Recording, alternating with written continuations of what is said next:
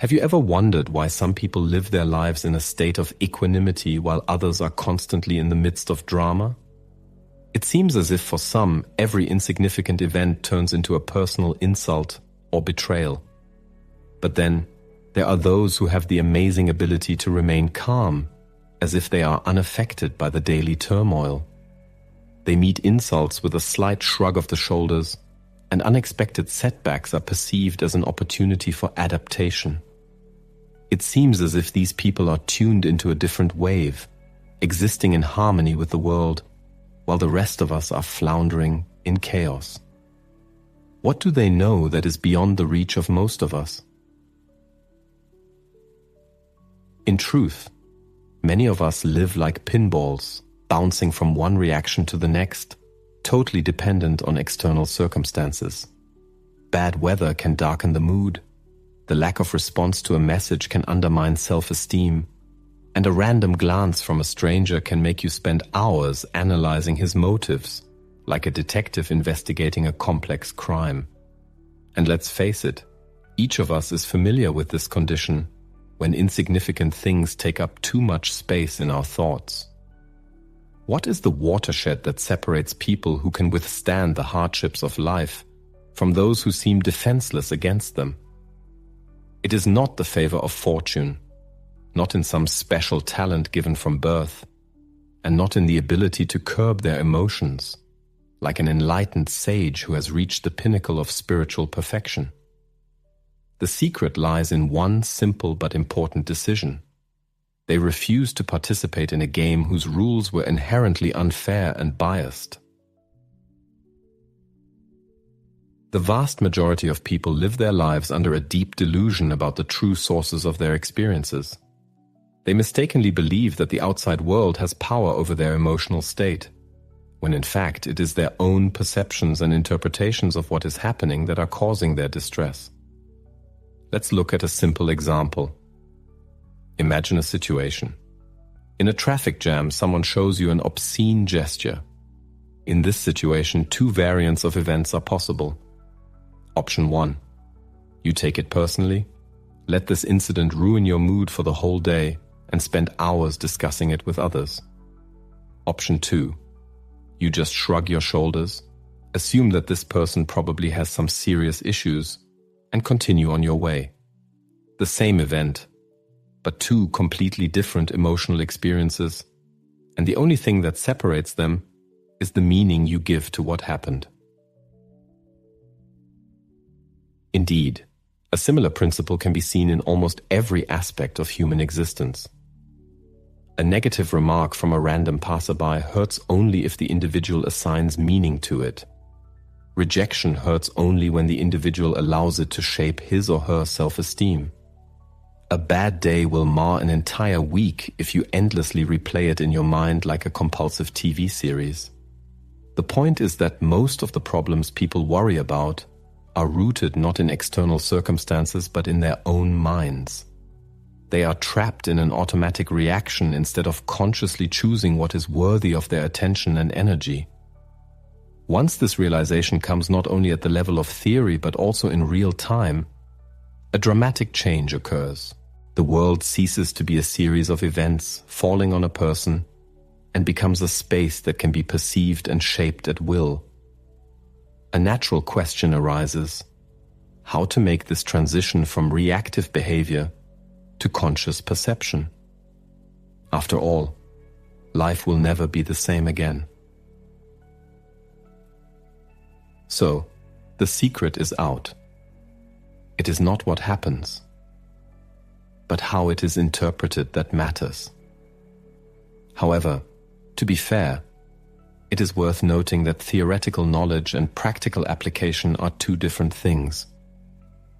When life brings an unpleasant surprise, when someone is disrespectful or an unfair situation arises, it is very easy to forget everything and revert to a habitual reaction. So how do we train our minds to become invulnerable to the annoying little things that test our patience on a daily basis? How can we reach a state where nothing and no one can throw us off balance? The way begins with a fundamental change in the worldview. Stop mindlessly wasting your energy. So many people give away their mental comfort like flyers. A random stranger on the network left a sarcastic comment, and now hours are already spent on a mental polemic with him. Someone threw a fleeting, slanted glance in a public place and begins a meticulous analysis and rethinking of every detail of what happened. A minor inconvenience can ruin the whole day. It's like running a business in which all goods are given away for free.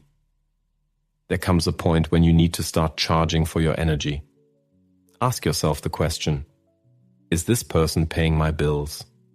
Will I remember this incident a week from now? Does this issue really affect me? Or am I just absorbing someone else's negativity? In most cases, the sources of stress are just other people's projections.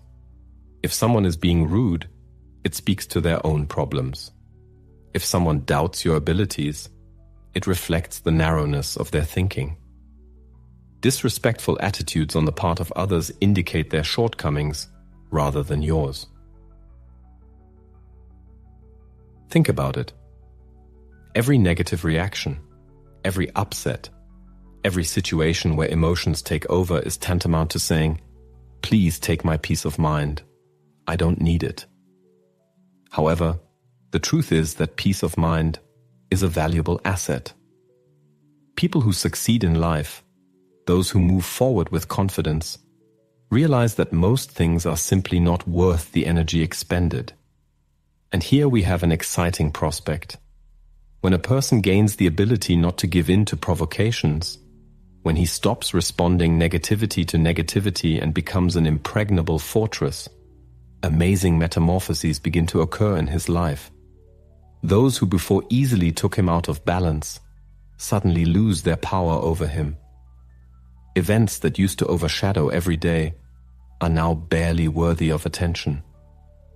The world no longer seems such an overwhelming burden as one is freed from a burden that never belonged to him. And once one tastes this mental freedom, there is no turning back. But there is another important element in this complex puzzle.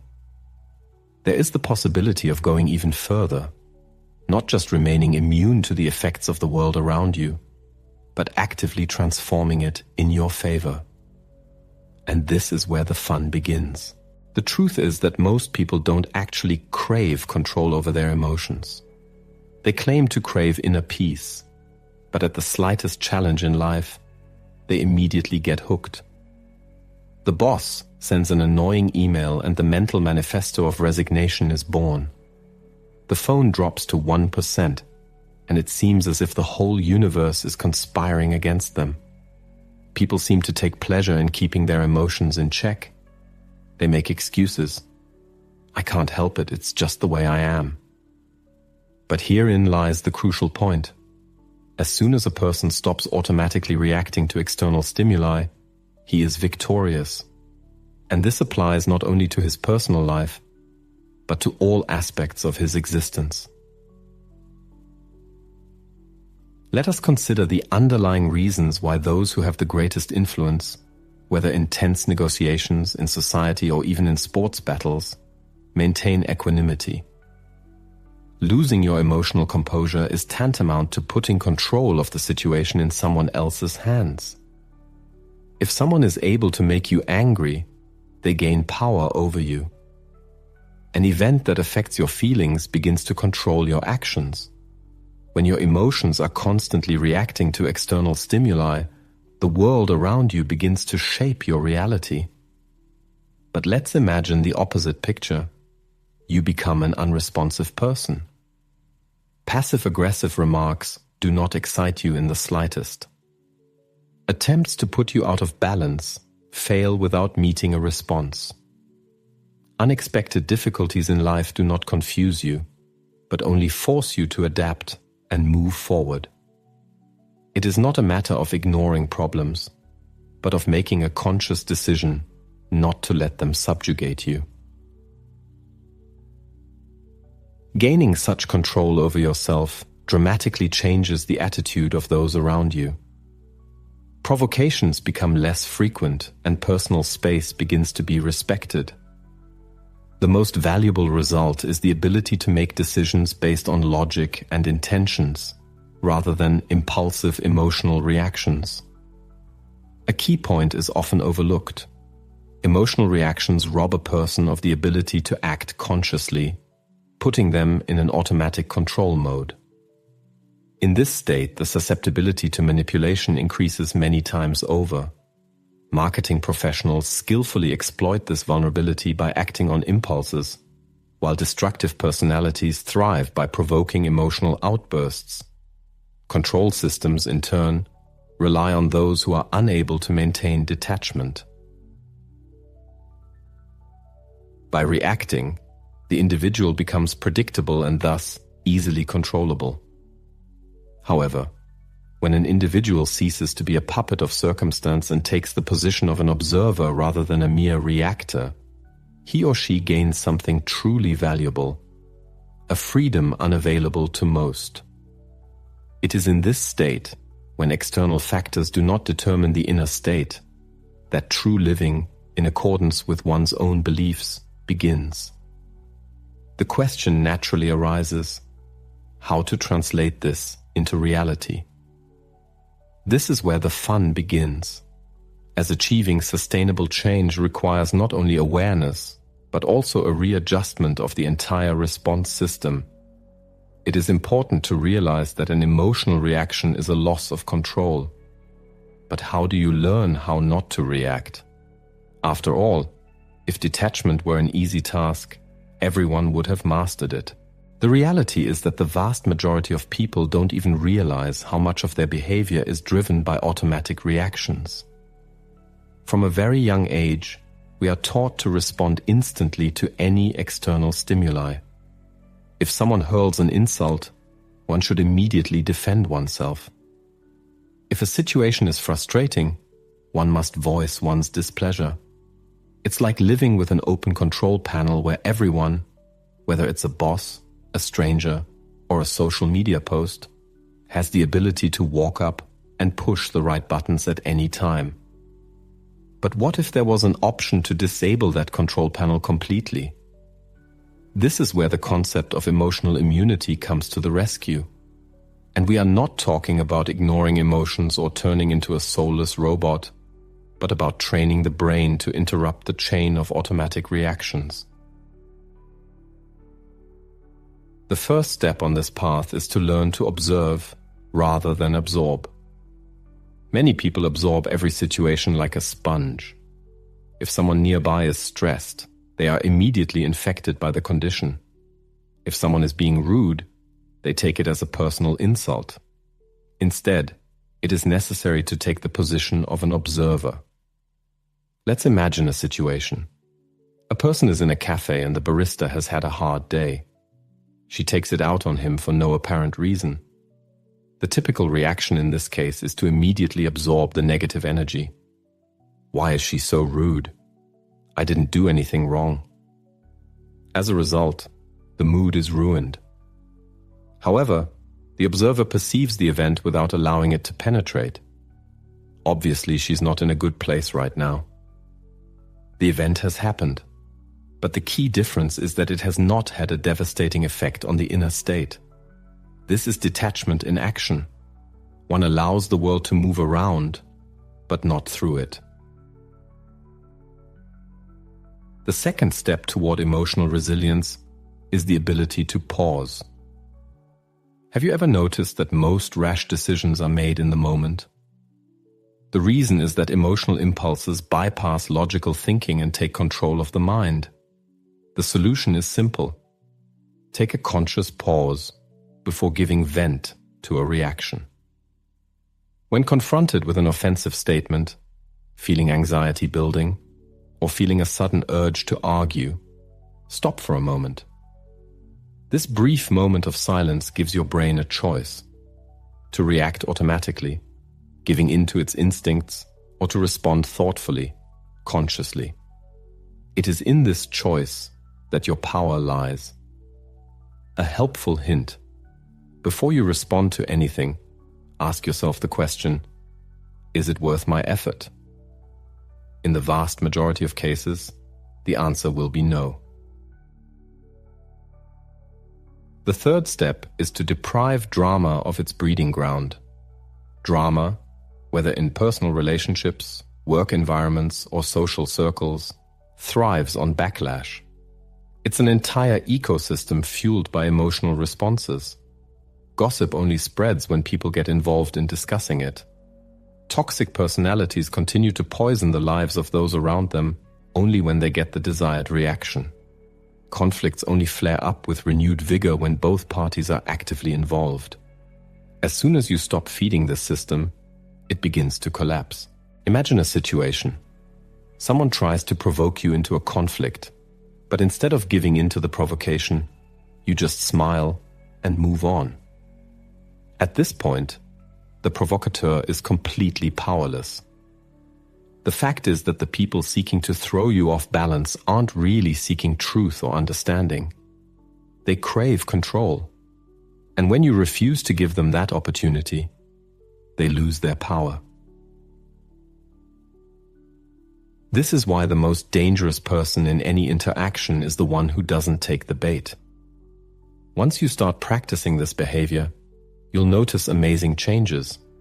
People around you will start to show you more respect.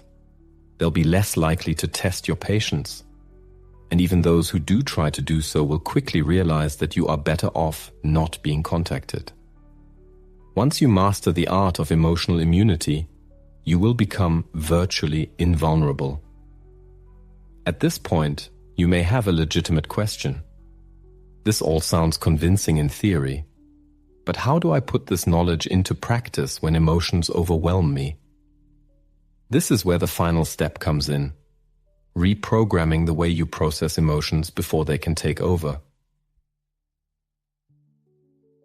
It's only natural to wonder at some point about situations where emotional intensity is at its peak, and maintaining detachment seems like an impossible task. This is a common predicament that many people face, as instantly changing ingrained reactions is not an easy task. It is important to emphasize that this is not about suppressing feelings, but about transforming the way we experience them. The first step on this path is to train the mind, much like exercising a muscle. Often people see their emotions as something wild and uncontrollable that you just have to put up with. However, like muscles, emotions are trainable and developable. Observing people around you, you can notice that some people remain calm in stressful situations, while others lose their temper over minor inconveniences.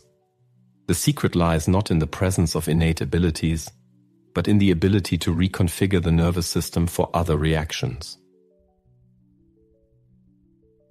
The human brain has certain default pathways, stable patterns of behavior based on past experience.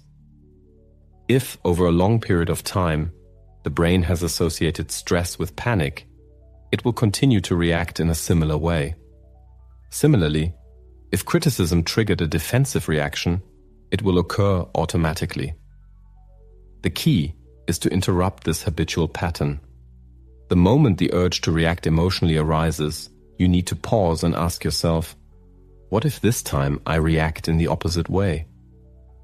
Instead of irritation, you can try smiling.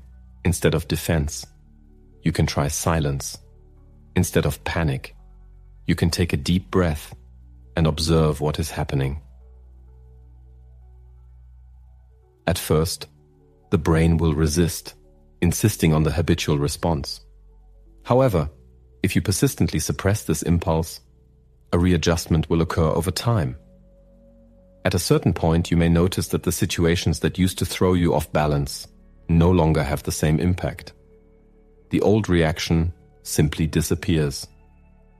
This indicates success in reprogramming emotional reactions. The second important step toward emotional resilience is to consciously control your inner monologue. The lion's share of people, unfortunately, do not realize that it is their inner thoughts that shape their emotional reaction to what is happening around them. The next time a certain situation or statement strikes a nerve, it is worth asking yourself, what exactly is the story I am running through my head right now? And how constructive and useful is this interpretation of events for me? In the vast majority of cases, the answer will be no. The third technique that can dramatically change life is the emotional disarming of others. The essence of this effective method is not to give people the reaction they expect.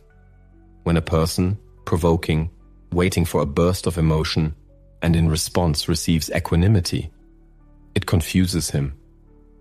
Remember the situations when, in response to an insult, a person is not angry, but laughs and agrees with the offender. For example, to a reproach in stubbornness, you can answer, "Yes, this is one of my best traits." And to the accusation of non-seriousness, "I try to adhere to this principle." Even to the question, "Do you really not care?" you can answer in the affirmative. That's right. This technique, a kind of emotional aikido, allows you to redirect negative energy back to its source. By refusing to respond to provocation, a person demonstrates a lack of self-control. There is nothing more discouraging for a manipulator than realizing the futility of trying to throw the other person off balance. It is important to realize that the more restrained the response, the more respect it commands. People often test the boundaries of what is permissible when trying to determine the degree of control they have over others. And once they realize that their efforts are not bearing fruit, they retreat, recognizing the impregnability of the emotional armor. Ultimately, the essence of steadfastness is not the absence of emotions, but the ability to not let them have power over you. It is a conscious choice whether to let circumstances dictate one's fate or to become the master of one's own situation. As soon as a person stops wasting energy on something that does not deserve it, he begins to live by his own rules. It is at this point that real change takes place. If these reflections resonated in your soul, it is a sure sign that you have learned a valuable lesson from them.